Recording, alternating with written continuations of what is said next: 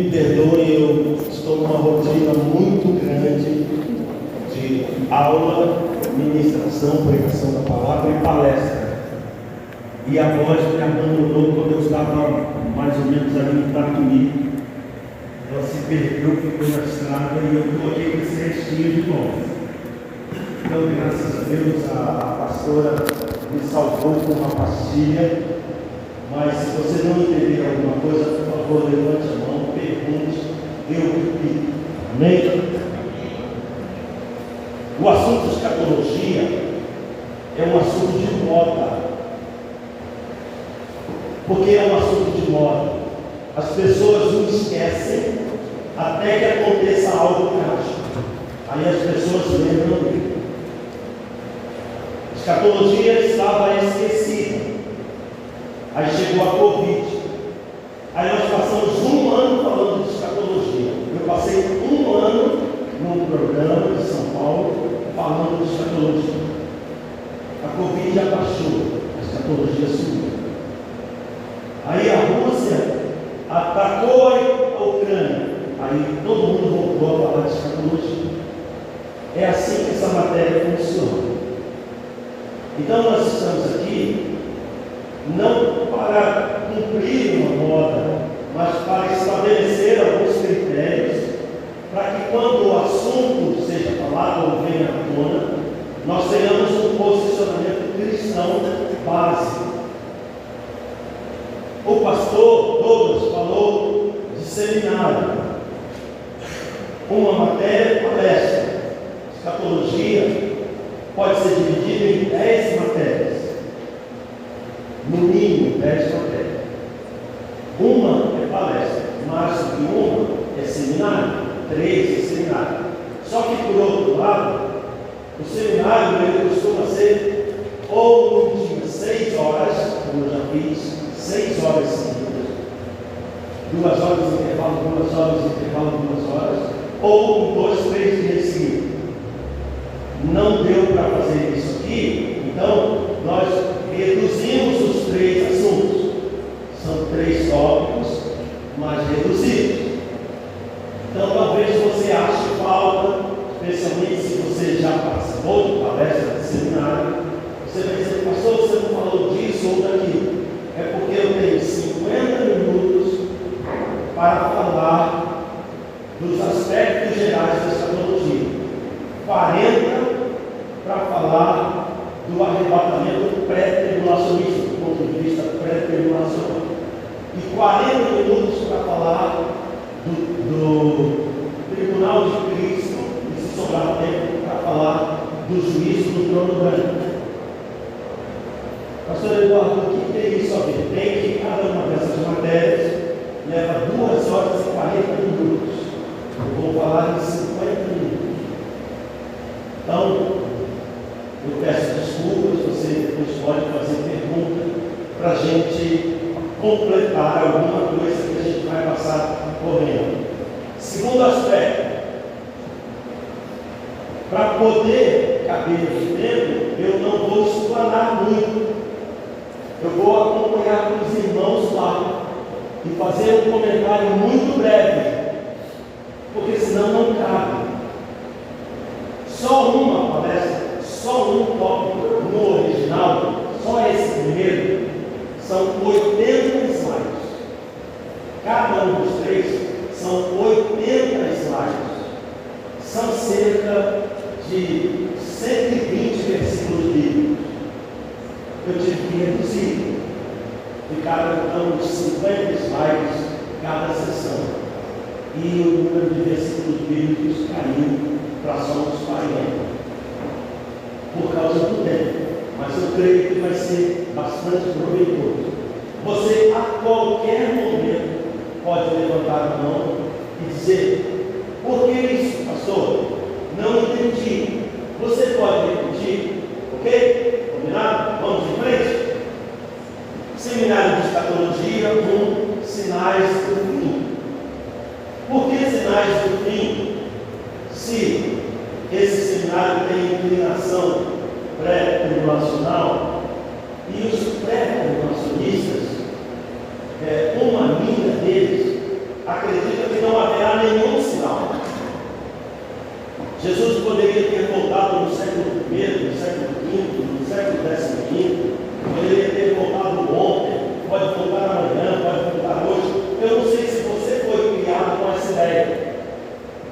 Eu, na minha juventude, fui criado com a ideia de que se acontecesse a coisa terrível de eu estar no cinema e Jesus voltar, eu não ia subir, porque ele podia voltar a qualquer momento, eu não tinha aviso.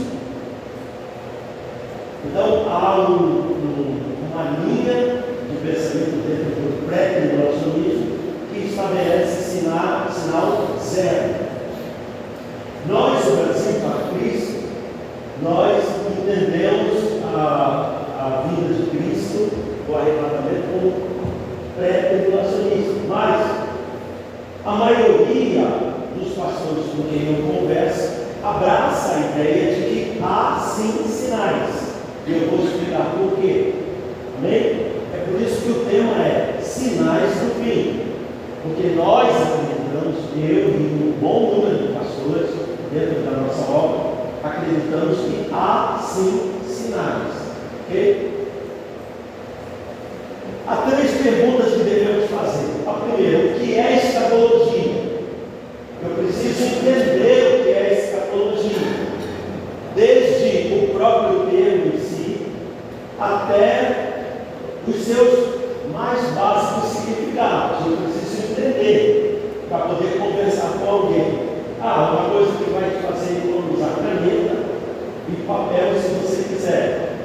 Eu estou disponibilizando para as igrejas aqui esses arquivos todos. Se você pedir, o pastor joga no teu WhatsApp e você fica com tudo. Ok? Porque assim você, o que eu passei tudo correndo aqui, você volta em casa e assiste devagar. Amém? Então eu tenho que entender o que é escatologia. E tenho que entender o que anda acontecendo ultimamente, para saber se o que anda acontecendo ultimamente é fato ou são fatos que são incluídos na escatologia. São duas perguntas que eu tenho que responder ao mesmo tempo. Pergunta 1: o que é escatologia? Depois que eu entender escatologia, isso que está acontecendo na minha geração são fatos ligados à escatologia? Essas duas orientações são as orientações gerais que todo cristão procura. O que é escatologia e eu estou próximo do que a escatologia apresenta? Surgiu na Turquia uma nuvem alaranjada e com uma forma estranha. As pessoas disseram que isso é o que está escrito na palavra de Deus, lá em Lucas, no capítulo 21, em que Jesus diz que haverá sinais no céu. Certamente isso aí é um sinal no céu de que estamos no período escatológico. Mas depois se descobriu que essa nuvem é comum naquela região. Aí começaram a aparecer sinais brilhosos no céu, ET, nave espacial, UFO, brilhos inexplicáveis. Aquele ali na Flórida está havendo uma descida dos seres espirituais, dos anjos. Depois se verificou que a maioria dos casos era de objetos da Terra. Então, a Rússia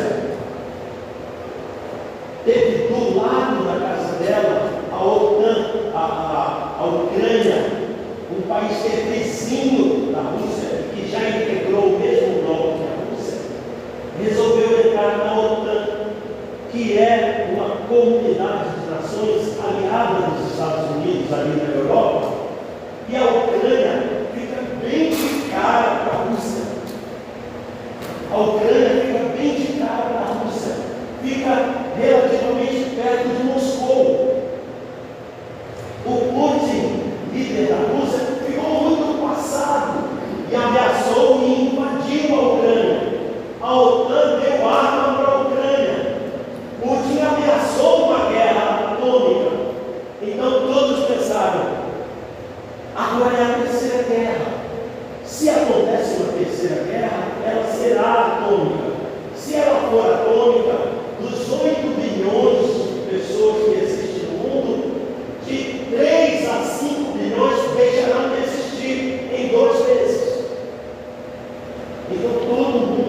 com os cabelos de pé, quase todo mundo. Ficou com os cabelos de pé. Mas a guerra já tem 1 ano e não deu em nada. Também aconteceu um pouquinho antes da Rússia a Covid. E a Covid foi interessante porque eu fui dar uma palestra na igreja dirigida por um grande amigo, pastor Fernando, e eu falei que se eu estava entendendo direito o princípio de dores, estava faltando algo para caracterizar melhor um quadro de final dos tempos. Isso que estava faltando era uma enfermidade de caráter geral, de caráter mundial, e que, se essa enfermidade acontecesse, nós teríamos um quadro que nos levaria a considerar melhor o final dos tempos. E que, na minha opinião, não mais do que 5 anos, essa enfermidade apareceria. E o pastor Fernando, sem me dizer nada, ele disse depois, ele testemunhou que ele falou: pastor Eduardo, da palestra de escatologia tão bem, mas agora ele viajou numa conversa. Imagina uma doença aparecer no mundo inteiro. 3 meses depois que eu falei essa palestra, apareceu a pandemia no Chile. 5 meses depois que eu dei essa palestra, o mundo inteiro estava contaminado dessa pandemia. Não se sabe até hoje se morreu mais gente da pandemia ou da vacina. Há um registro, há um estudo de que a vacina teria causado, principalmente a Pfizer, teria causado até agora 17 milhões de mortes. É um quadro que nos faz pensar em final dos tempos. Porque a guerra, independente dos outros 2 que eu falei, de nuvem, de aparelho no ar, mas a guerra é um fato escatológico, tem importância escatológica. E a enfermidade tem importância escatológica. Então nós queremos entender primeiro o que é escatologia. Segundo, isso que vai estar acontecendo é escatologia para nós, que nos coloca dentro do quarto. Aí, por fim, agora, Israel invadiu Gaza. E não tem nada a ver com escatologia. Nada. Mas a palavra de Deus é assim. Deus deixa o fiozinho solto aqui. Aí você vai com sabedoria, procurando nas passagens, aquele fiozinho solto puxa outro fio. Aí você sai puxando, o fio desce da mesa e entra por aquela porta. Você continua puxando, daqui a pouco aparece uma coisa na porta. Israel, invadir Gaza, não tem nenhuma referência escatológica. Zero. Mas o Irã fornece armamento para o Hamas. E Irã é a segunda nação ligada à escatologia na palavra de Deus. A primeira é a Rússia. A segunda nação é o Irã. Então, quando Israel atacou o Hamas, o Irã começou a armar outro grupo no norte de Israel para atacar Israel a partir do Líbano. Israel deu uma resposta adequada a eles e eles silenciaram. Então agora o próprio Irã atacou Israel, porque Israel, percebendo que quem financia tudo é o Irã, mandou um drone. O drone atacou o principal comandante do Irã e o matou. Então o Irã definitivamente entrou em guerra com Israel. Só falta puxar mais uma cordinha, é saber quem é aliado do Irã. O aliado principal do Irã é a Rússia. Então, é como se estivéssemos aqui na nossa geração e nos parece que esse fato escatológico está bem ali naquela esquina. É preocupante.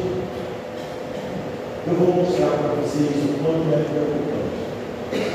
Então, o que é escatologia? O que anda acontecendo? Como casar as respostas das duas questões acima? Estudando o que é escatologia. Então, vamos lá. Vamos entender o que é escatologia. Escatologia é um ramo da profecia. Profecia todo mundo conhece? Amém? Levante a mão. Quem conhece profecia na Bíblia? Todo mundo conhece. Mas precisamos entender algumas coisas sobre profecia. A característica especial da profecia bíblica é essa. Quanto ao tempo de cumprimento, uma profecia é, em primeiro lugar, de caráter imediato. Eu falo agora porque está acontecendo agora. Pastor, é profecia? É. Esse ramo é chamado de revelação, porque ele não projeta, mas ele descobre o que estava oculto, vem à tona. Isso é profecia. É mesmo, pastor? É. João capítulo 4. Jesus disse para a sua mulher: vai chamar seu marido. Na verdade, você não vai chamar seu marido, porque você está no sexto relacionamento. Você casou com 5. E esse sexto com quem você está não é seu marido. Primeira coisa que ela diz: Senhor, vejo que tu és profeta. Mas ele previu alguma coisa no futuro? Não, mas trouxe uma revelação da vida dela naquele momento. Então, profecia, ponto número 1, é trazer para a luz o que estava oculto. Depois que eu acabar de dizer o que é profecia, você vai entender que nós estamos ouvindo na igreja um monte de coisa que é classificada como profecia e não é profecia. Ok? Profecia são só essas 3 coisas que eu vou dizer. Revelação é profecia, mas revelação do que está oculto. Se eu profetizar para vocês, eis que o Senhor está dizendo: eu vou te abençoar. Profetizei? Está oculto para alguém de vocês que Deus vai nos abençoar? Alguém tem dúvida de que Deus vai abençoar? Se eu classificar a frase, eis que Deus vai te abençoar, como profecia, eu estou certo?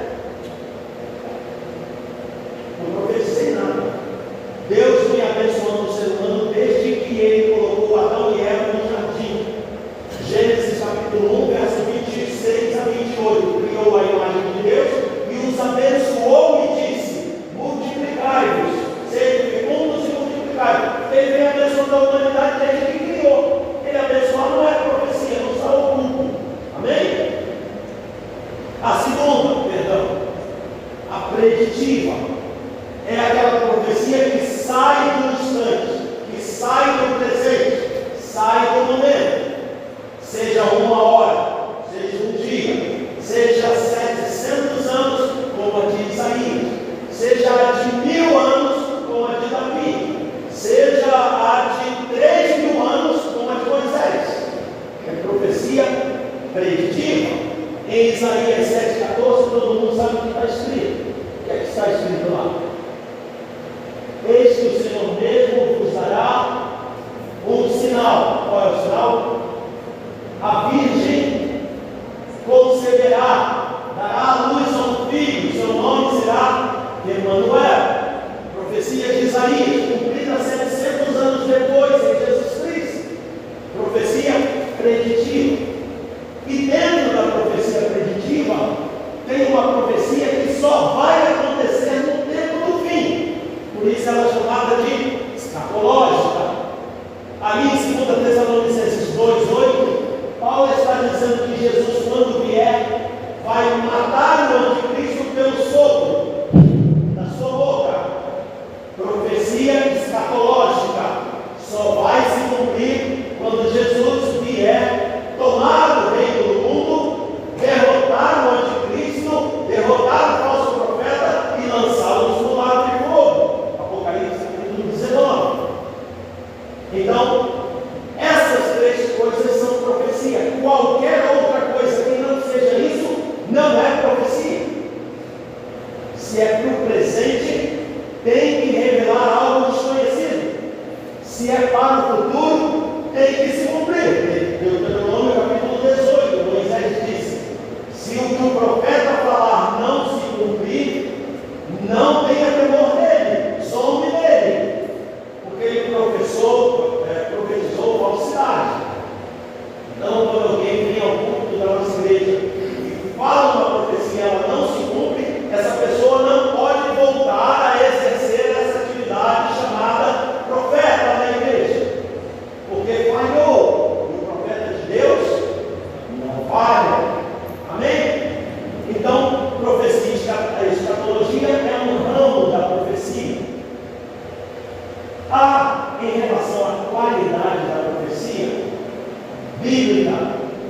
três modelos também.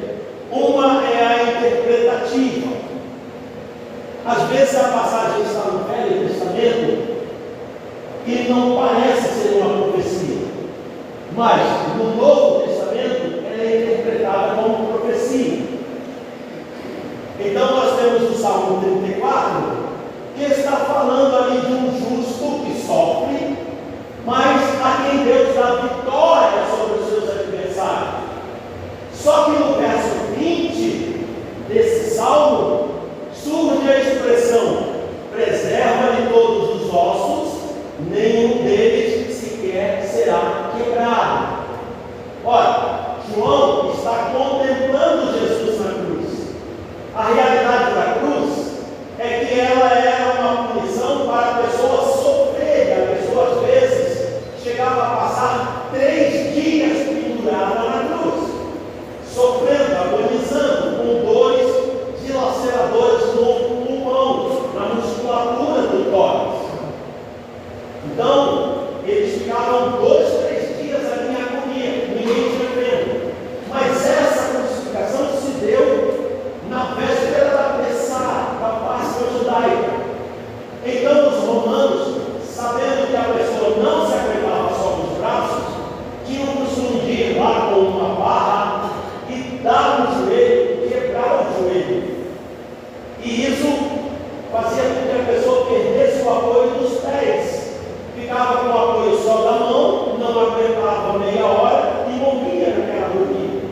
Eles foram fazer isso com um ladrão, bandido fizeram, com outro bandido fizeram. Quando foram fazer em Jesus, Jesus tinha sido chicoteado de 4, 5 maneiras diferentes, nas costas, no peito, no rosto, no braço, na mão.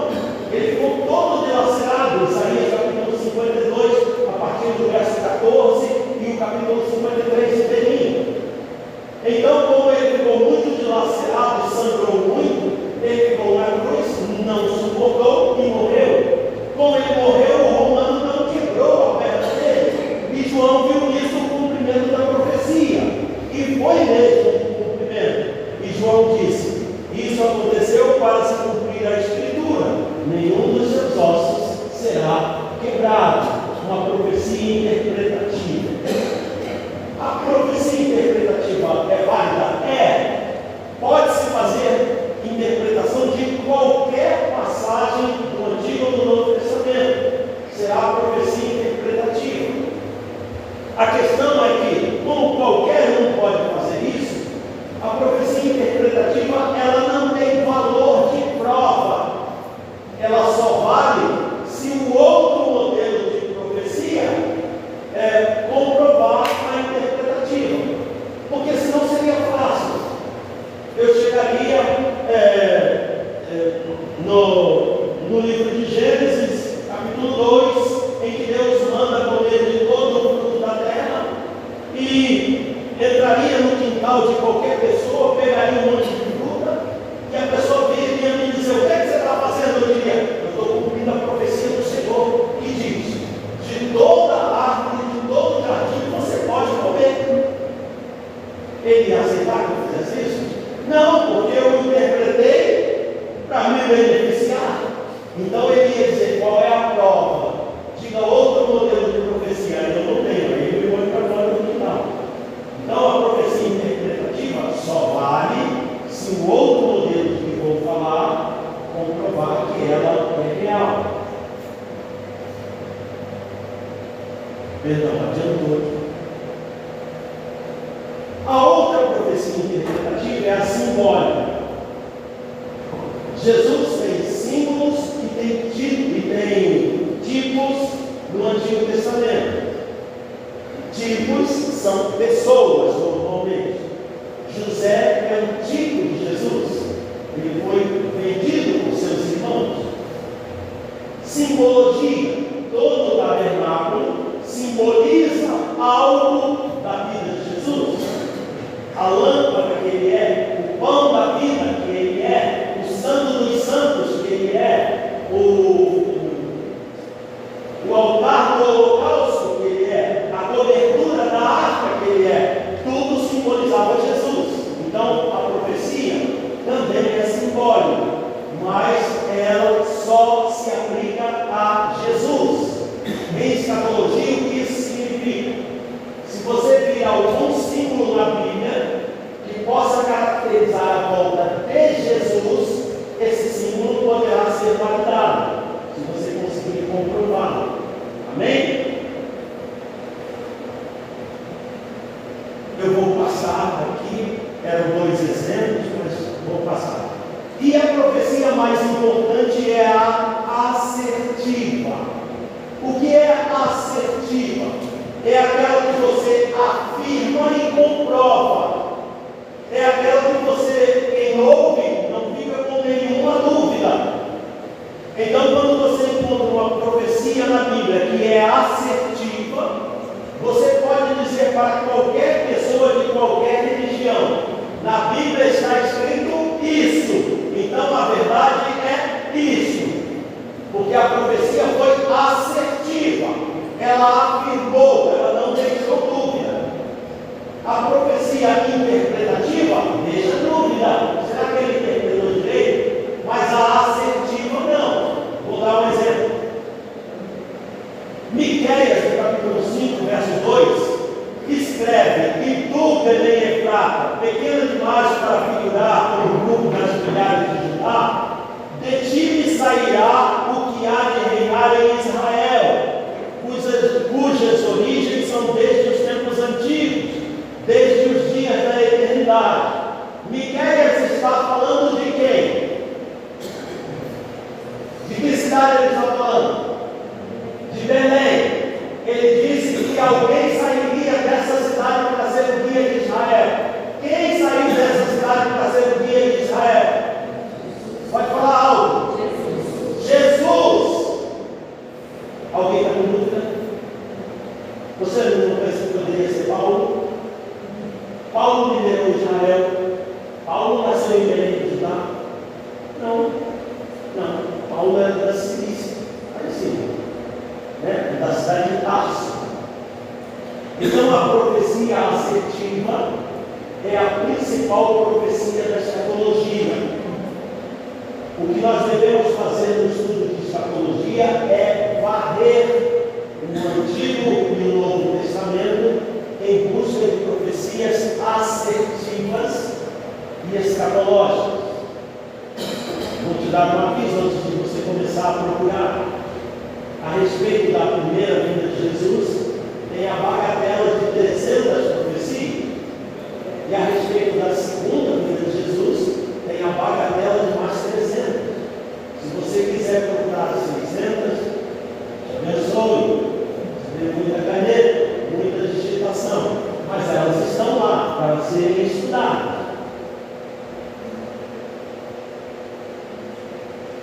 Aqui eu vou pular por causa do tempo, é um aspecto da profecia também.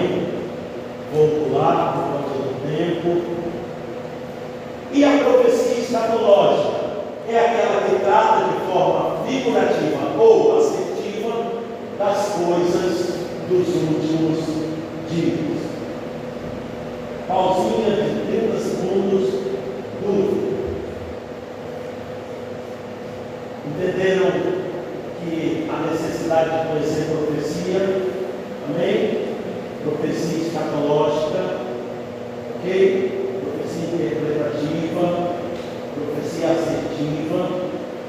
Vamos passar agora ao segundo bloco. Resumão da profecia. Tem 3 tipos de profecia em relação ao tempo: a revelação, que é imediata; a futurística ou preditiva, que é para frente; e a escatológica, que é para o fim do mundo.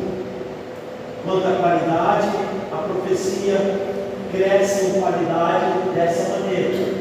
A de menor valor é a interpretativa. A de menor valor, a simbólica, é mais forte que ela. E a assertiva é a profecia mais importante de todas. Ok? Então vamos começar agora a definir. Quem definiria para mim o que é escatologia? Quem já fez curso de escatologia? Teve palestra? Alguém teve palestra com o pastor Eduardo de escatologia? O que é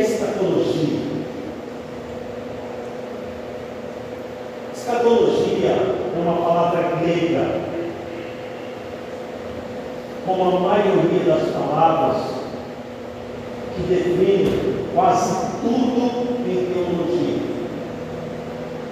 Aí, por volta do século XVIII, os teólogos resolveram, como as Escrituras no Novo Testamento é quase toda em grego, exceção de algumas falas em aramaico, como Elina Massamatani, ou Talita Cumi, que Jesus fala para a menininha, né? Talita Cumi, que é menininha, fica de pé, se levanta. A não ser essas frases, o restante do Novo Testamento é escrito em grego. Então os teólogos resolveram que todas as matérias de teologia passariam a ter o nome grego. Então, teologia é theos, Deus, logos, estudo sistemático. Logos, teólogos, estudo sistemático de deidade. Cristologia, Christos, o Messias, o Mashiach, hebraico, em grego é Christos. Logos, estudo sistematizado. Cristologia, estudo sistematizado de Cristo. Todas as matérias do IPBC têm nome grego, exceto a nossa em português, mas todas as outras têm nome grego. Todos os termos ligados à doutrina também ganharam nome grego, e foi o caso da escatologia, que é resultado de escatos, último, e logos, que significa palavra ou estudo sistematizado. Então, escatologia é o estudo sistematizado das últimas coisas. Essa palavra só veio a existir no século XIX. Já havia um século em que as doutrinas estavam recebendo o nome em grego. E escatologia, no século seguinte, recebeu também o nome em grego. O estudo era o estudo do fim do mundo, o estudo das coisas do fim. Passou a se chamar escatologia, que tem o mesmo significado, só é em grego. Para se entender escatologia, existe pelo menos 20 chaves necessárias. É como se você abrisse uma porta, entrasse no quarto, aprendesse tudo que é ensinado naquele quarto, se considerasse ainda incapaz, pegasse a segunda chave, passasse daquele quarto para o quarto seguinte, aprendesse tudo que tem naquele quarto, ainda se achasse incapaz, passasse para o terceiro, para a terceira porta, abrisse aquele quarto, entrasse naquele quarto, abrisse, conhecesse tudo, enfim, 20 vezes isso. Para se estudar escatologia, tem que ter uma paciência de Jó. Você tem que entrar em 20 áreas e tem que compreender as 20 áreas, para depois dar palestra, ministrar, debater sobre escatologia. Pergunto para vocês, é isso que acontece? Você já viu na internet duas pessoas debatendo escatologia, dois em graça minha guerra? Um fala uma coisa que não tem nem pé nem cabeça. Aí o outro, para não deixar barato, fala outra coisa que não tem nem cabeça nem pé. A escatologia, ela precisa de pelo menos 20 chaves. Mas eu diria que pelo menos essas 4 salvam do ridículo. Eu tenho debatido com os irmãos da igreja adventista. Por que ele não é adventista? Porque senão você não podia estar aqui, já está com sábado, tem que ir para cá.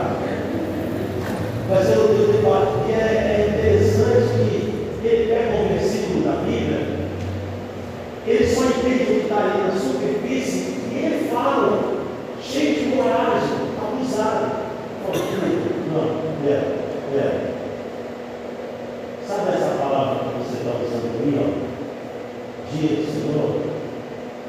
Essa palavra aí, essas palavras aí, no original grego, são Kyriakemera.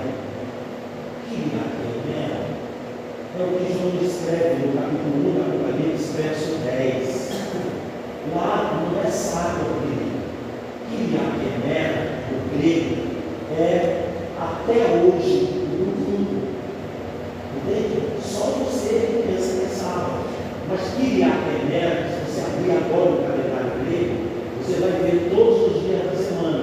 Kyriake Emerge é um domingo. O dia do Senhor, querido, em grego, é um domingo. Entendeu? Ele não quer mais falar comigo, não sei por quê. Entende? Então, escatologia, você precisa, ler o texto palavra por palavra. Não é só escatologia, é qualquer matéria da Bíblia, é qualquer pregação. Eu sou pregador, eu tenho obrigação de ler palavra por palavra, buscar no sentido para a direita, buscar no sentido para a esquerda, para frente, para trás, para cima, para baixo, para poder falar com autoridade. A palavra de Deus diz isso, e é aquilo mesmo.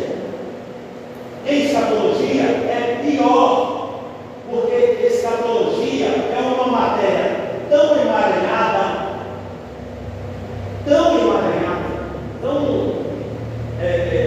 enroscada, sabe, como se você pegasse uns 40 metros de fio e ele escapasse da sua mão, aquele fio que vem enrolado, e ele emaranhasse, você tivesse que desemaranhar aquilo. Escatologia é isso, é uma das matérias mais difíceis que existem na Bíblia.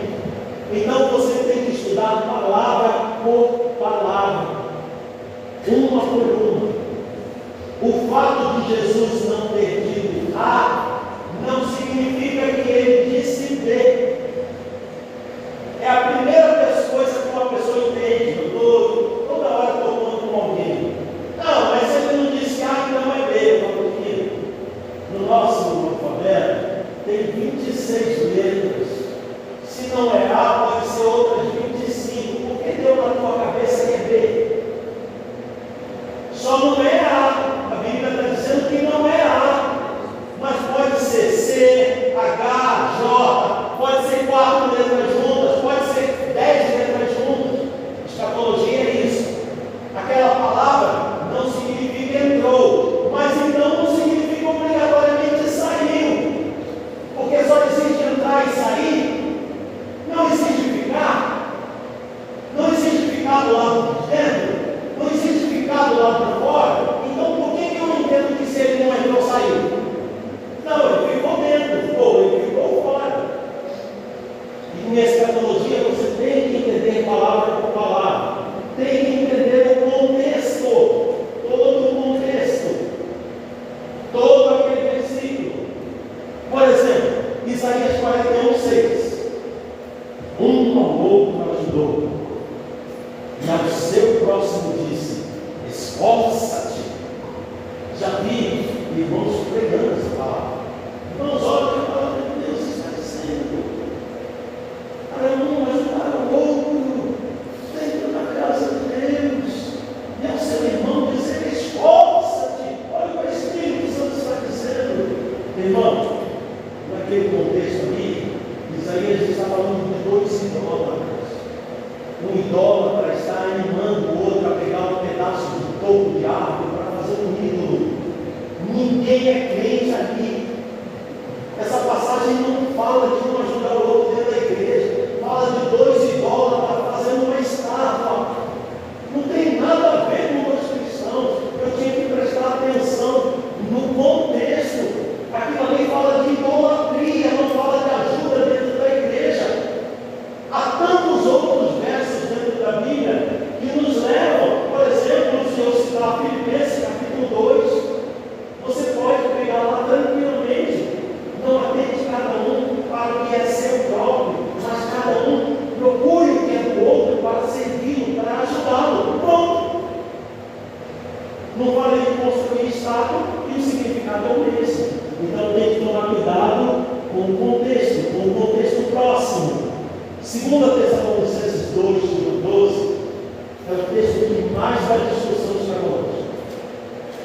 Quem é pré, jura de pé junto que esse texto é pré-tribulacionista. Quem é mídia diz: não tem jeito, esse texto ali é midi-tribulacionista. Quem é pós diz com toda certeza: esse texto aí possa. Então, quando você entrar nesse texto aí, Deus te ajude, porque ele é bastante difícil. Eu já fiz muito exercício de lógica na minha vida. Eu procurei fazer desde criança exercício de lógica. Eu entendo que isso desenvolve a capacidade intelectual que dá ao Espírito Santo caminho dentro do nosso cérebro para nós chegarmos à conclusão mais rápida. Quando você abre os caminhos da mente, o Espírito Santo faz a coisa fluir dentro da sua cabeça. Então eu sempre estudei lógica, né? Que é o que eu acabei de dizer para vocês.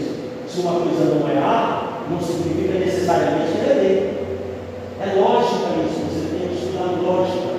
Então, 2 Tessalonicenses é um dos maiores testes de lógica que eu já vi na Terra. Eu fui assistir um programa de um seminário famoso no Brasil, mas famoso. Quem deu essa palestra, ele era doutor em Deus, quando Deus era criança, doutor avô de Jesus, porque eles arrumam uns títulos assim, né? Não sei se os pastores já viram, uns títulos assim. Agora vai falar conosco, porque eu tenho um vídeo aí de um pastor que está sendo apresentado, um rapaz que levou uns 14 minutos apresentando aí. Irmãos, tenho o prazer de nos apresentar para essa palestra, não sei se os pastores já viram, o eminente avô de Abraão, tio de Paulo de Tarso, que foi falando os títulos bonitinhos. Eu falei, Senhor, ele não vai parar nunca, vai acabar a noite e não marcar o título. Aí eu assisti um programa desse, aí o rapaz chegou nessa passagem. Gente, mas ele deu cada um. Eu falei, meu Deus, o homem é doutor de Deus, independente de lógica. Isso que ele está falando não pode ser, não pode estar errado. É como se ele estivesse dizendo assim, ele chegou a uma brilhante conclusão assim. Aí, aquele dia que eu estava dentro da igreja, eu entrei. O que ele falou? Ele disse que ele estava dentro da igreja e entrou.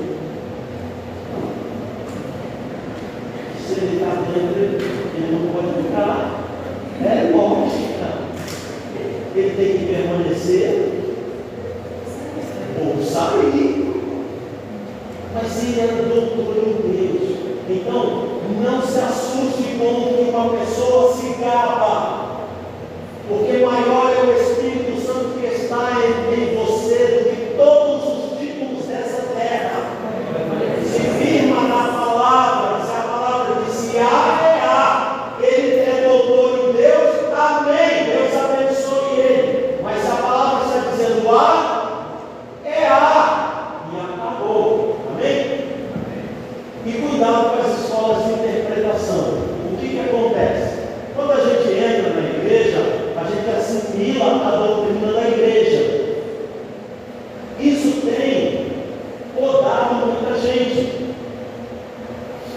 Não vou ler a respeito de mais nada, só da minha igreja.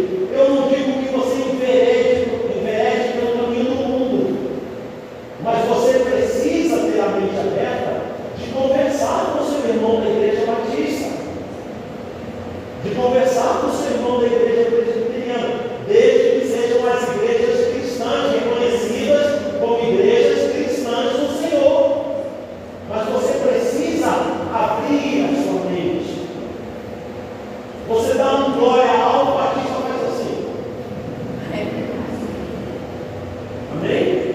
Mas quando ele passa também o culto e tem gente sem falar nada, você também faz assim.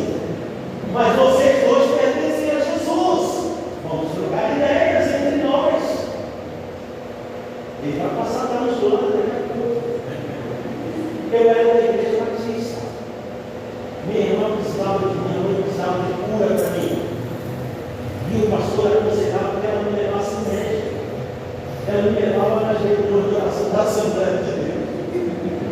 Eu não sei se ela não entendeu direito o que o pastor falou para ela. Você tem que levar essa criança no médico. Ele tem bronquite asmática, ele chega aqui morrendo. Tem que levar essa criança no médico. Eu lembro ela me levar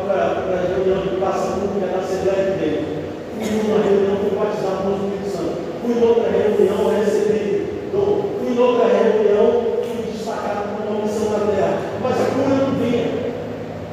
Aí ela me largou, e começou a ir para o monte.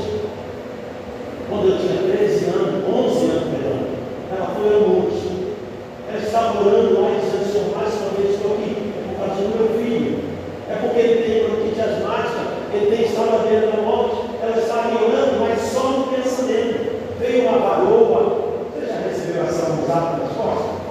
Veio aquela varoa e pôs as mãos nas costas dela? Você já recebeu duas mãos santas assim nas suas costas? Veio aquela varoa, pôs a mão nas costas dela e falou: serva, eu te condeno todas as vezes, mas hoje é a noite de tu descer sua vitória. Volta para casa porque te aceitei. Nunca mais teu filho terá asma. Eu não tinha dito uma palavra. Desde 11 anos, eu não tenho mais asma. Não, escola de interpretação, o que é? Eu estou acostumado no meu mundo, no meu ambiente, mas eu não me deixo amarrar por isso. Amém? O que a Bíblia diz é o que vale. A segunda vinda de Cristo é a palavra parousia. A maioria das pessoas pronuncia parousia. É parousia. O termo grego é parousia, de para, com e usia, sendo, estando. A tradução é vinda, chegar, presença. Tem gente anotando? Mas eu vou dar o vídeo.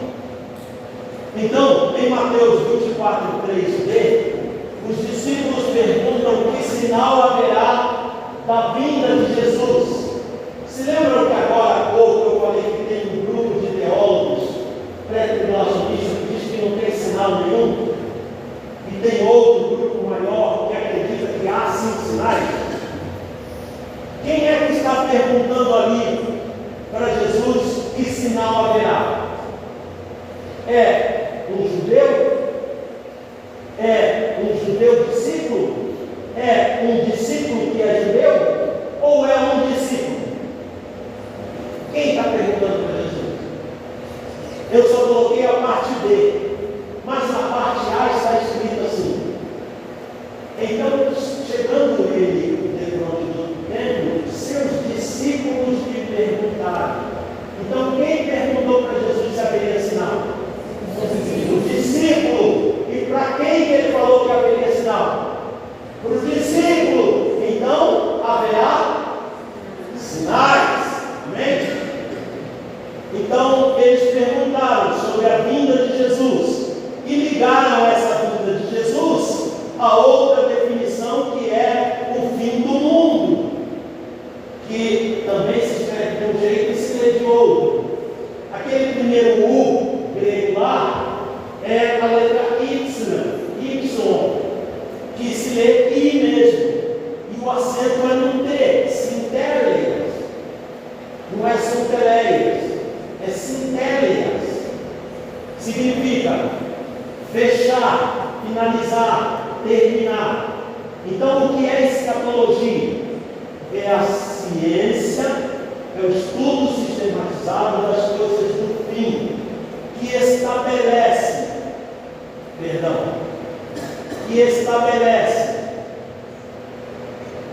a segunda vinda de Jesus e estabelece que isso vai trazer o final dos tempos, que é aquela expressão grega lá, Kais Impérias Imaionos, final do século, complemento do século. Então, escatologia é uma matéria que estuda fundamentalmente a segunda vinda de Cristo e o final de todas as coisas. Se eu tiver que resumir o que é estudar escatologia, é isso: a segunda vinda de Cristo e o final de todas as coisas nessa era. A última palavra que eu anotei só 4 de escatologia, mas existem 15 palavras importantes, eu anotei só 3. é a apostasia, do verbo grego apostasso, diabo para fora e tasso, organizar, organizar para fora, sair voluntariamente.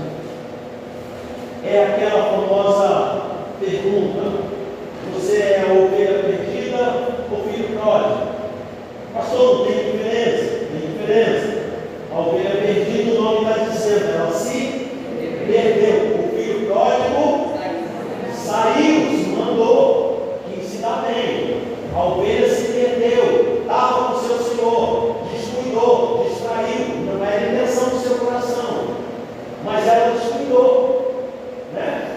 No caso de Pedro, o diabo, Jesus disse que o diabo estava pedindo Pedro para se andar com ele. Você pega uma criança, dá umas 10 voltas, a criança, quando você solta ela bate com a cabeça na parede, ela fica perdida. É o que o diabo quer fazer com você e comigo. É por isso que a palavra diz que ele anda em redor, buscando quem possa tragar, porque ele quer se andar conosco, estar perdido. Apostasia não é isso. Apostasia não é isso. Apostasia é: eu não aguento esse pastor, não sei por que colocaram esse pastor aqui, não vou com a cara dele, essa igreja aqui não tem poder, eu vou mais lá para a igreja do Kleber Dutra. Mas irmão, o Kleber Dutra está louvando, mas ele é mais liberal, ele é amoroso. Irmão, você vai me perdoar, você é apóstolo. Por que eu sou apóstolo? Porque o Kleber Dutra é apóstolo. Você quer ir para a minha igreja dele, você é apóstolo, tudo bem. Entende a diferença? Às vezes eu posso dizer uma heresia, ok? E heresia é uma ideia particular que pode ser negativa ou não. Normalmente ela é negativa, mas eu não estou com a intenção contra a igreja do Senhor. Eu entendi mal o versículo, mas a apostasia é: só você que quer servir Jesus assim. Não pode dar uns beijos, não pode beber um negocinho para ficar alegre. O nome disso aí é a apostasia. Entende? Então, a palavra de Deus diz que nos últimos tempos prevaleceria a apostasia. Aí eu pergunto, a mesma coisa que eu acabei de falar aqui no exemplo: se eu estou do lado de fora, eu posso sair? Eu estava do lado de fora da igreja e resolvi sair. Você fala: meu tio e meu teto não estão te entendendo. Então, alguém do mundo pode apostatar? Não, ele já está do lado de fora. Como é que ele vai sair? Deixa meu tio conversar com o meu teto. Se os do lado de fora da igreja não podem sair, qual é o único grupo no mundo que pode apostatar? Os crentes. Apostatar não significa sair fisicamente, significa sair mentalmente. Eu estou sentadinho, bonitinho, o pastor está pregando, o ministério de louvor está cantando, minha cabeça está lá na zequinha, lá fora. Eu saí da igreja no meu espírito, no meu pensamento. O corpo jaz aqui, marido, mas a minha mente está lá fora. Apostasia, o pior tipo de apostasia é aquela que diz que está do teu lado, aquela que diz que está lutando para Jesus. A hora que a vida dela vem às claras, é um muro de lamentação, é um pecado atrás da outra, é uma falsidade atrás da outra. Já falou mal da vida da igreja inteirinha, mas está sentadinha cantando hino. Entende? Então, isso aí é apostasia. Eu, como pastor, líder de igreja, 16 anos numa igreja, 10 anos como líder da igreja, o irmão disse que eu fazia assim, assado. A conversa caiu no ouvido da irmã dele. A irmã dele chamou ele para conversar comigo e ele não sabia o que era. dele de sangue falou: fulano, você falou do pastor Eduardo assim, assim, assim e assim.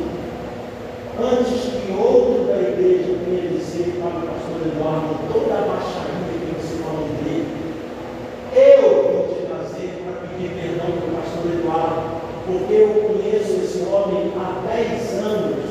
Ele serviu o meu sogro, que foi pastor dessa igreja, por 7 anos. E ele nunca cometeu nenhuma dessas coisas que você falou. Ele falou: eu falei sem querer. Eu disse: não, isso é desculpa, sem querer, ninguém fala. Você acha que alguém fala mal de alguém sem querer? Não. Sabe qual é o nome disso? Apostasia. Essa pessoa é apóstata. Ela cai em Provérbios capítulo 6, versos 16 a 19. As 6 coisas que o Senhor odeia, a 7ª ele abomina. O que semeia contenda entre os irmãos. Essa é a coisa. O nome disso? Apostasia. Então, vai haver apostasia no último tempo? Com toda certeza. Muita. As igrejas vão sofrer muito, os pastores vão suar até umas horas com a apostasia. Então entramos no aspecto fundamental da escatologia, que é a cronologia. Vou pular várias passagens. Deixa eu ver quem é mais atento, se é homem ou mulher. O que é que se destaca? Primeiro, vocês todos estão chegando. Eu sou cego, eu estou perguntando vocês de teologia. Bom, mas a irmã já confessou o pecado dela, ela não está enxergando nada. Mas não é pecado, né? O que é que se destaca ali? O que é que há de curioso nessas passagens ali?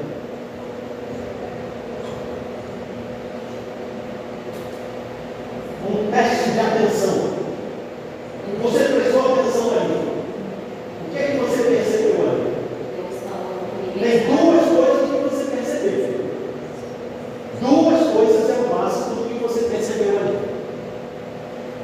Ninguém sabe também a hora. Primeira coisa, todas as passagens estão falando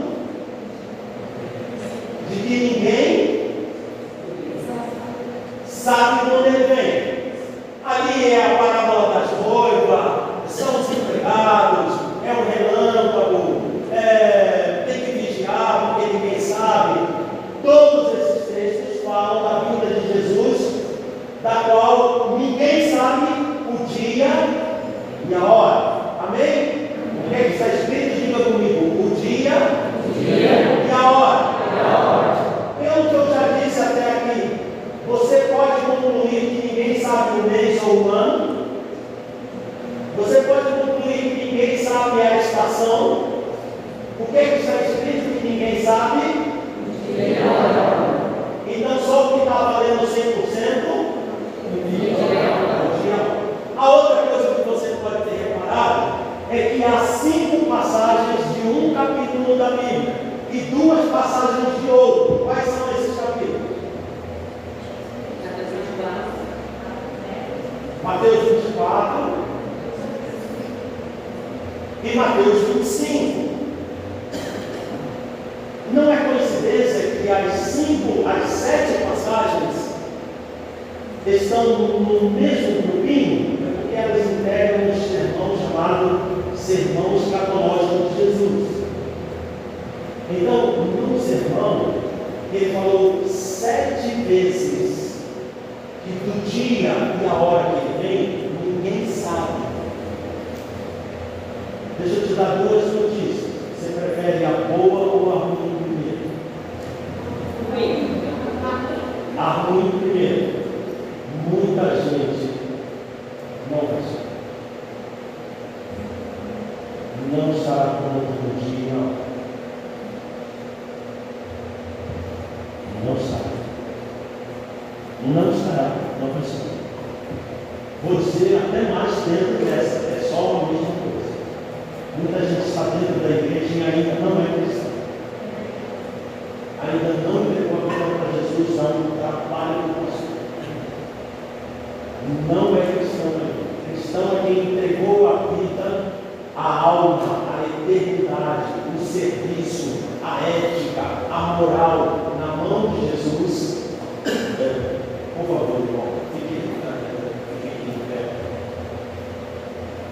É isso aqui, ó. Cristão é isso aqui, ó. Jesus. Porque minha vida, minha integridade, meu casamento, minha ética, minha moral, minha fé, minha salvação, minha esperança de vida, meu maior desejo, meu primeiro amor. Jesus, por favor, Jesus, toma. Se eu te pedir de volta de qualquer jeito, me bate, me manda embora, mas não me devolva, te entreguei. Cristão é isso. Agora, assim não é cristão. Jesus, aperta só um pouquinho, amanhã eu trago. Isso não é cristão. Obrigado, Jesus. Entende? Então, irmãos, notícia má. Muita gente não vai subir por não estar pronta, e outros porque acreditam que são cristãos, mas seu conceito existencial não é cristão. Não é cristão. Ele não consegue um padrão de comportamento de vida entregue ao Senhor. O que tu queres que eu faça? O que tu disseres eu vou fazer. Não, Jesus, ó, esse é o meu jeito de ser, eu sou como aceitou assim. Jesus não aceitou ninguém. Jesus determina como é, Ele é o Senhor. Eu sou escravo. Ele diz, eu obedeço. A notícia boa é que Deus não quer pegar ninguém de surpresa. Ele não quer ficar atrás da porta e você vem passando distraído e ele fala, vai para o inferno. Não. O aviso dele é por amor. Ele não está ansioso que você esqueça, pelo contrário, todo dia o Espírito Santo nos lembra. Sai desse caminho, melhora teu comportamento, volta que eu estou te esperando, porque ele não quer pegar de surpresa, ao contrário. Se ele quisesse pegar de surpresa, ele avisaria 7 vezes para você não distrair. Não, ele não avisaria nenhuma para poder pegar de surpresa, mas ele não quer pegar de surpresa. Essa é a notícia boa. Se o meu ouvido ainda escuta o Espírito Santo, nunca vou ser pego de surpresa, porque todo dia, Lamentações capítulo 3, verso 22, as misericórdias dele se renovam sobre a minha vida, sobre a tua vida. Todo dia ele quer te avisar, ó, hoje é dia de viver, hoje é dia glorioso, hoje é dia de a gente caminhar junto. Então não haverá surpresa para os cristãos. Amém? Já estamos encerrando aqui. As escrituras que não apontam um dia, apontam um tempo. A Escritura diz que ninguém sabe do dia e da hora. Mateus capítulo 24, verso 36. Daquele dia e hora ninguém sabe. Mas no mesmo contexto, Jesus vai contar a parábola da figueira. Aprendei a parábola da figueira. Quando os seus ramos se renovam e as folhas brotam, sabeis que está próximo o verão. Assim também vós, vocês, quando virdes todas essas coisas acontecendo, sabei que está próximo às portas.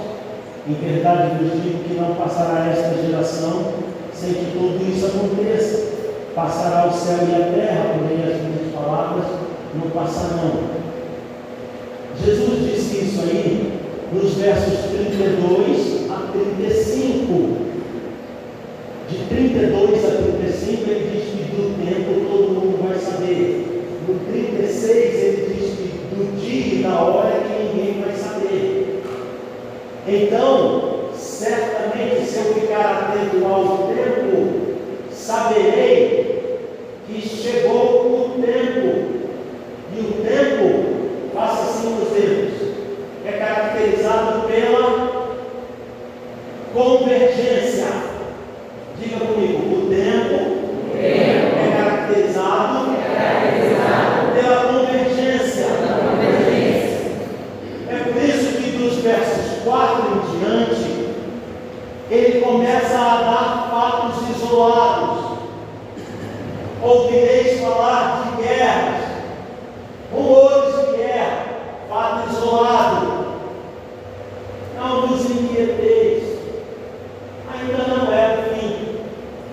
porque não houve convergência. No verso seguinte, aproximando-se já em 6, indo para o 8, ele fala: e então se levantará nação contra nação. A maioria dos teólogos que conheço entende que são dois momentos diferentes. Primeiro, vocês vão ouvir falar de guerra e rumor de guerra. Isso ouve o mundo o tempo todo. Um fator isolado, sem convergência. Você ouviu falar de terremoto na história? Ouviu. Sem convergência. Epidemia. A peste bubônica matou um terço da Europa durante 400 anos, 500 anos. Não houve convergência. Havia peste, mas não havia as outras coisas. Então ele diz: não vos inquieteis, ainda não é o fim. A maioria dos teólogos entende que agora no verso seguinte, quando ele diz: porque se levantará nação contra nação, e haverá fomes, e pestes, e terremotos em diversos lugares. Aí ele já está falando que começará a haver convergência.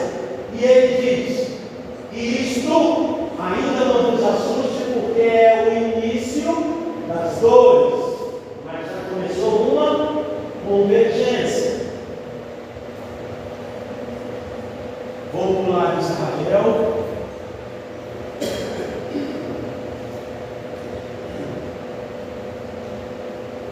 Israel é um dos fatos escatológicos, mas eu vou entrar nos dois principais. Jesus disse que haveria uma convergência da humanidade, junto com guerra, junto com pestes, terremotos, maremotos. Em Mateus parou, mas em Lucas, capítulo 24, e sinais no céu. Fechou. Passa comigo. Guerras, pestes, fomes, terremotos, sinais do céu. Convergindo. Ok.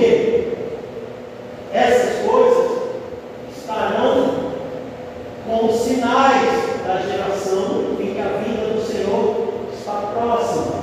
Ele chega a dizer em Lucas: quando essas coisas convergirem, tratem de olhar para cima, porque o mestre de vocês já está à porta. Estar à porta significa descer, vir na nossa direção. Apocalipse capítulo 1 é a apresentação de Jesus, que João faz dele mesmo de Jesus. Capítulo 2 são as cartas que João escreve para... todo mundo sabe, né? Éfeso, pode falar aí comigo. Éfeso. Não, pode ser. Éfeso, Esmirna, Pérgamo e Sardes e Tiatira. Capítulo 2. Capítulo 3. Filadélfia e Laodiceia. Ele acaba de entregar a mensagem, entra a adoração a Deus, capítulo 4, depois entra a adoração ao Cordeiro, capítulo 5. Não é isso que acontece? Mas entre o capítulo 2 e o capítulo 3 e 4, abre-se uma porta no céu. Apocalipse capítulo 4, verso 1. E João é chamado a entrar. Liguem as duas imagens. Quando vocês virem essas coisas convergindo, levante os olhos para o céu, porque o mestre de vocês está à porta, pronto para vir. A mesma porta em que João foi convidado para entrar e ver o futuro, Jesus está esperando para descer e nos encontrar. Quando isso convergir, como estará a humanidade quando esses fenômenos convergirem? Qual é a convergência da humanidade? Ela vai estar boa assim? O que você acha? Todo mundo emprestando dinheiro, paga tudo que puder. Não é nada, não é nada. Olha, eu saí aqui na rua, minha esposa estava fazendo peixe no molho de camarão. Mas eu falei para aquela moça passando sair e voltar para ele, a humanidade vai estar assim.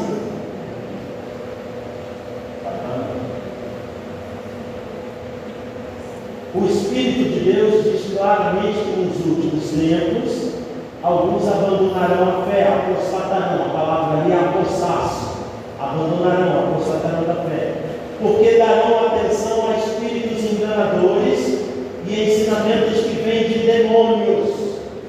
Esses ensinamentos são espalhados por pessoas hipócritas, mentirosas, que têm a consciência morta, como se tivesse sido cauterizada, queimada com ferro em brasa.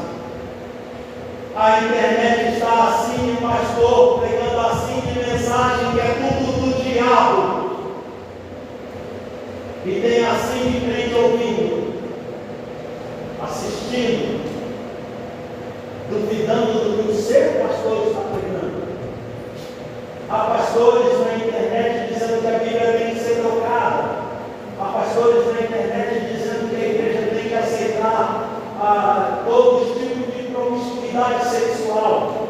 Há pastores pregando na internet que a graça já superabundou o pecado. Não importa quando você pegue, Deus te ama e jamais vai te mandar para o inferno.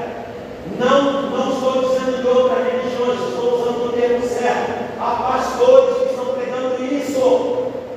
Isso é doutrina de demônio. E a segunda visão dada por Paulo traz 18 características de como será a humanidade. É interessante que são 18 características, e 18 características faz 3 grupos de 6.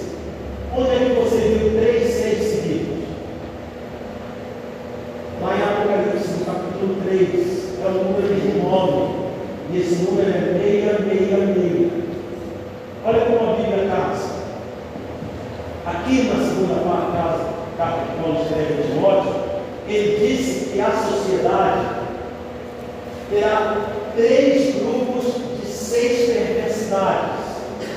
João, no capítulo 13 de Apocalipse, vai dizer que um homem terá um número 3 vezes de perversidade. Não é o anticristo que vai fazer as pessoas serem más. É a sociedade má que vai dar a oportunidade de aparecer um anticristo. Se a igreja de Deus fizesse o papel dela, o anticristo jamais existiria. Entende isso? É porque a igreja vai fracassar em estabelecer o seu padrão. Vai pegar o padrão do mundo. E o mundo vive com os 3 grupos de características, de 6 características, que são exatamente aquelas coisas que Cristo vai ter. Serão egoístas, avarentos, jactanciosos, arrogantes, blasfemadores, desobedientes aos pais, ingratos, irreverentes, sem afeto natural, implacáveis, caluniadores, sem domínio de si, cruéis, inimigos do bem, traidores, atrevidos, presunçosos, amigos mais do prazer do que de Deus. Essa é a característica da humanidade do último tempo. Eu fui dar aula numa igreja, eu estava falando da seriedade da ceia. Então o diácono, com muita timidez, muito envergonhado, falou para mim: pastor, aconteceu comigo uma coisa, eu não tinha o que fazer, pastor. Eu falei: o que foi? Depois eu conversei com o pastor me perguntou: o que foi, mano? Eu estava servindo a ceia, e tinha um rapaz, ele era homem, mas ele estava vestido de mulher, maquiado de mulher, largado mesmo. Não é vestido como mulher, porque você sabe que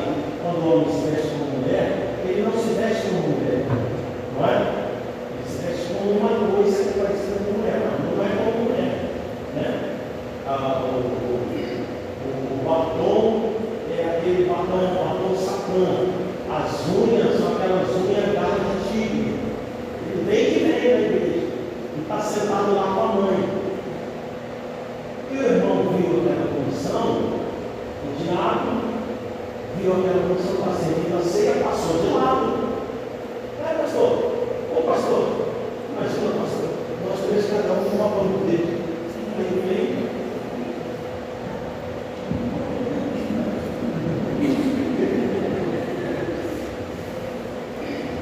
A mãe do rapaz, elevando o tom de voz, falou: volta aqui. Diácono, volta aqui. Ele é batizado, eu sou batizado e nós queremos participar da ceia.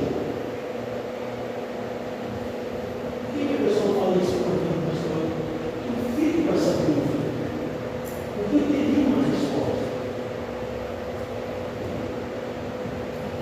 Aí, pensou a reação dentro da igreja.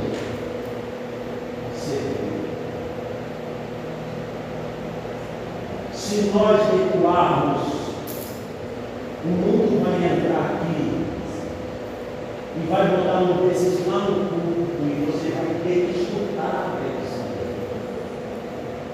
Nós não podemos recuar, nós temos que ser presos agora, nós temos que responder o processo agora, nós não temos que recuar. Nós somos a igreja do Senhor. Aqui dentro, a lei garante que funciona do jeito que o dirigente determina. Eu sou o dirigente desse lugar, é do jeito que eu entendo que funciona. Este é um direito legal que a igreja tem.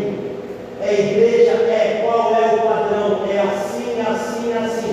Funciona assim, vou te processar. Processe. Eu vou lá no juiz e vou dizer: na igreja o estatuto é esse, toma ceia quem está nessa condição, ele não estava, me prenda. Entende? Porque senão vai ficar assim, porque a humanidade, a loucura, a loucura. Quantos abortos são feitos no Brasil por ano? O número varia. Há quem diga 100 mil no ano, mas há quem diga com toda a autoridade 800 mil no ano. Se a segunda estatística vale, no período de 20 anos, é assassinado numa cidade de São Paulo inteirinha. 16 milhões de crianças são assassinadas em 20 anos. É assim que está o mundo. Ele está convergindo para o fim ou não? Está.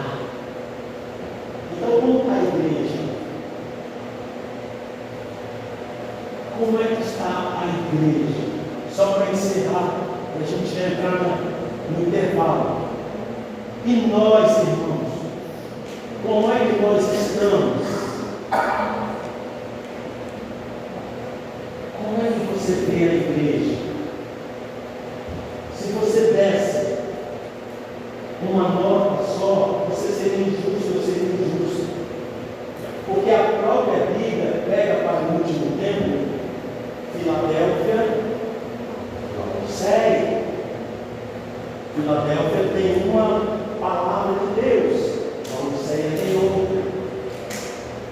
Você não pode separar nem por denominação. Eu entendo da parte de Deus, estou dizendo aqui principalmente para os líderes. A cobrança que João recebeu ordem de fazer foi para as estrelas, foi para os pastores. Jesus se apresentou assim no capítulo 1 e depois repetiu no 2. Eu sou aquele que anda no meio dos castiçais. Depois ele interpreta: os castiçais são as igrejas locais. Ele diz: eu sou aquele que anda. Eu tenho certeza que o meu Senhor está andando hoje aqui no nosso meio. Ele diz: eu ando no meio das igrejas. Mas ele diz: eu sou aquele que tem as estrelas na mão. Percebe a diferença? Não percebeu nenhuma diferença? Ele diz: eu ando pelo meio da igreja, eu ando pelo meio dos castiçados, mas as estrelas estão na minha mão. Isso dá um diferencial para a estrela. O primeiro diferencial é achegado no Senhor. Ele não anda no meio dos pastores, ele anda com os pastores na mão. São achegados dele, queridos, separados, eleitos, mas também por causa disso responsáveis. Ele não chama a atenção da igreja, ele chama a atenção dos pastores. Entende a vantagem de andar na mão? Ai, que bênção, eu ando na mão do Senhor. Pois é, mas quando a igreja está errada, ele vai cobrar do que está na mão. Porque a igreja ele anda pelo meio, vendo o que está certo e o que está errado. Volta e diz: então, na tua mão. Chego à conclusão de que mais até do que denominação, graças a Deus, nossa denominação é muito forte na reverência e na espiritualidade. Muito forte mesmo. O Brasil, para Cristo, é uma igreja referência de espiritualidade, de santo, de equilíbrio. Graças a Deus por isso. Não é para se vangloriar, mas é para dar glória a Deus. A igreja do Brasil para Cristo é muito forte, uma igreja séria. Mas nem considerando a denominação, cada pastor tem que considerar o seu rebanho e decidir o que ele vai ser, se vai ser Laodiceia ou se vai ser Filadélfia. E tem que perguntar para cada membro: o que é que você vai ser? Você quer ser Laodiceia? Porque aí eu já conto com você ou não conto? Se você vai ser Filadélfia, eu quero contar com você. Se você não vai ser Filadélfia, me avisa, para eu não te pegar de surpresa pulando o muro. Chega um tempo que o pastor tem que tirar a cinta. Me perdoe, pastor, essa expressão, mas é o último tempo, irmão. Não pode. Hoje você pode deixar a sua criança num shopping, ali na frente de uma loja, de uma lanchonete, e ir lá no banheiro. Você pode? É ruim, eu duvido que qualquer um fizesse isso aqui. Quando você voltar, quantas crianças tem lá? 10 crianças, não tem nenhuma. Então você pode deixar um membro de igreja andar pela cabeça dele? Pastores, querido, ouvi dizer que você, sua esposa falou para minha esposa que você agrediu fisicamente. Querido, você vai dizer para mim se você filar, eu vou Laodiceia aqui. Porque eu não vou aceitar sua esposa voltar outra vez lá no dia de novo. Eu mesmo vou por isso. Entendeu? Porque eu já fiz isso. O cidadão tinha um filho, o filho acordava no meio da noite, chorava para a mamãe, ele ia no beijo da esposa e estava em criança de 3 meses, 4 meses. Uma coisa nojenta. Estapear a criança. Nem os cachorrinhos são estapeados. E não se deve estapear a mulher, não é uma defesa. Mas estapear a criança. E a esposa dele falou comigo no quartel, eu falei: deixa, sai desse lado aqui que ele não vai te ver. Fulano, vem almoçar comigo lá fora, vamos almoçar lá na rua. Vamos. Fiquei esperando a oportunidade de estar passando um cachorrinho lá. Falei: Senhor, obrigado, Senhor, cachorrinho, desculpa aí. Peguei uma das pedras. Quando nos aproximamos do mal, eu falei: deixa eu ver se eu acerto aquele mirar lá. Aí pegou do lado do cachorrinho. Aí pegou de lado do cachorrinho. Não foi para machucar. Aí ele falou: Eduardo, não sabia que você era cruel assim? Está dando pedra num animal indefeso? Eu falei: tem gente pior. Tem um pai desnaturado, um bandido, um sem vergonha, que devia ficar preso, que bate numa criança de 4 meses no meio da madrugada. Você sabe que eu sou sargento e você é soldado. Eu vou te mandar te prender. Seu bandido, não se bate numa criança, ainda mais no filho. Está chegando a hora que o pastor tem que falar duro. Não deixar.